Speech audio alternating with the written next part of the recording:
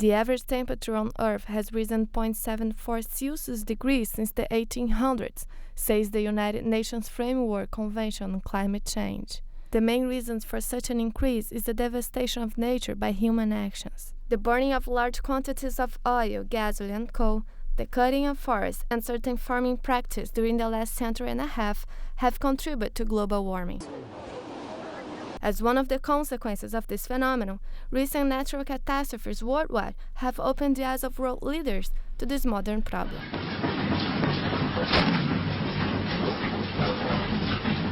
Global warming has become an international discussion.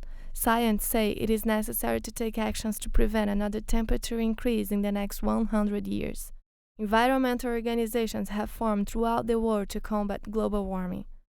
Bill DiPaola is the executive director of Time's Up, a non-profit group that uses events and educational programs to promote a more sustainable and less toxic world, beginning in their own city, New York.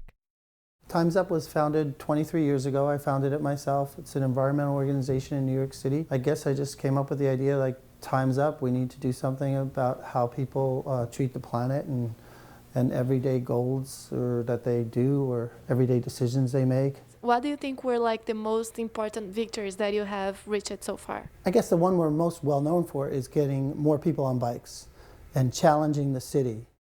So Time's Up is also pretty well known for protecting and starting new community gardens. Time's Up is also well known in New York City for starting the pedicabs.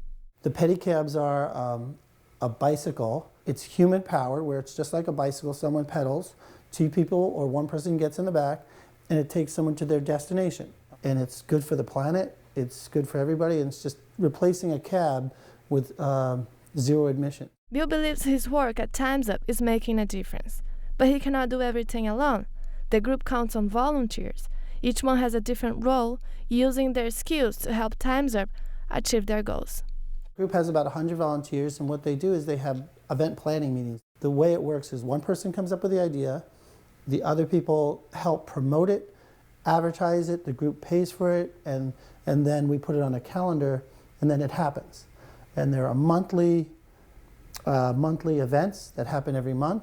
There is something called a campaign that Time's Up does, where we're trying to get the cars at Central Park, we're trying to get people to stop using styrofoam, try to get people to use paper instead of plastic, try to people think about the water that they drink. So we have campaigns, we have bike rides, we have workshops.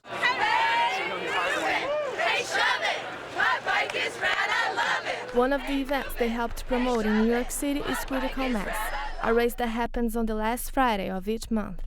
Critical Mass was started in California and happens all over the world. According to Time's Up, it is an important way to get people's attention. It became very fun for people, and Time's Up organized a lot of these huge parties after the ride because we were trying to save the community gardens at the time, so we'd end them in a garden. These huge parties where people bring food, fire jugglers, marching bands, the whole Critical Mass would come into the community garden, and then we'd tell people, hey, by the way, this garden's going to be destroyed. When the Critical Mass was happening, it was a safe place for people to ride together. So it was a great way to introduce people to bicycling. It was like a party on wheels. They were safe, and then they started commuting to work and doing other things, not so much the group rides. So that was one thing.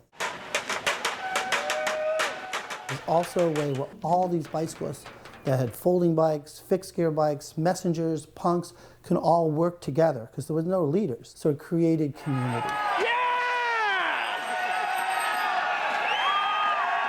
And then the one thing that it did was push the city with a lot of media attention, a lot of crazy stuff that went on around, to create more infrastructure. So it was also a direct action. Increasing the use of bicycles in New York City is a major goal for Time's Up. But they say that the city government is trying to discourage people from participating in their riding events. On the other hand, the city says that the races have grown in size and that it is the job of the police to make sure that the participants obey traffic laws against blocking traffic and running red lights. Yeah, we can There's nowhere in particular I want you to go. Just stay in the bike lane. The Caterpillar can't go. As a result, the New York Police Department now requires permits for those who take to the streets in groups of 50 or more for processions, races, and protests. Around 2005, the city just, really tried to stop the ride with everything they could. And since then, it's been very difficult to go on the ride because you might ride a couple of blocks and they'll give you like 5 tickets. On the other hand, after our big victory on the streets and in the court cases, the city hired a new DOT person. And a lot of people, over 100 people, are now planning the way the streets is. There's much more bike lanes.